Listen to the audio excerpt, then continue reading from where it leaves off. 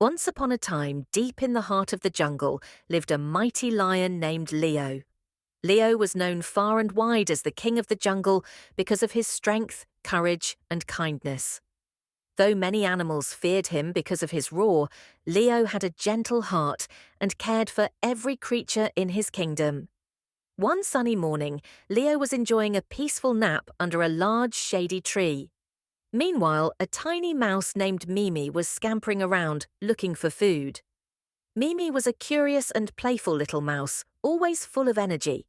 As she scurried through the jungle, she accidentally tripped over Leo's giant paw. Leo woke up with a startled growl, his golden eyes fixing on the tiny creature before him. "Who dares disturb my rest?" Leo rumbled. Trembling with fear, Mimi squeaked, "Oh, mighty Leo, I'm so sorry. I didn't mean to wake you. Please don't hurt me." Leo looked down at the frightened mouse, and instead of anger, he felt compassion.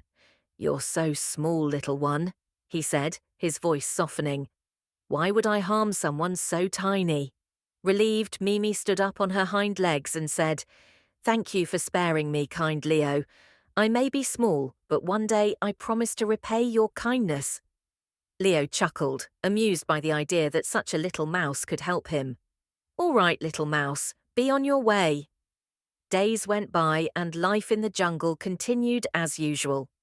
One afternoon, while Leo was exploring the outskirts of his kingdom, he wandered into a hunter's trap.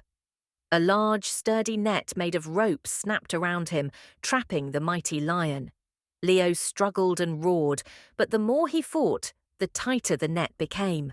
For the first time, the brave lion felt helpless. Just as Leo began to lose hope, he heard a familiar squeak. It was Mimi. The little mouse had heard Leo's roar from afar and rushed to his aid. "Don't worry, Leo, I'm here to help," Mimi called out. Leo, exhausted from struggling, sighed. "But how can you help, little one? This net is far too strong for someone as small as you." But Mimi wasn't discouraged. "Just watch," she said with determination.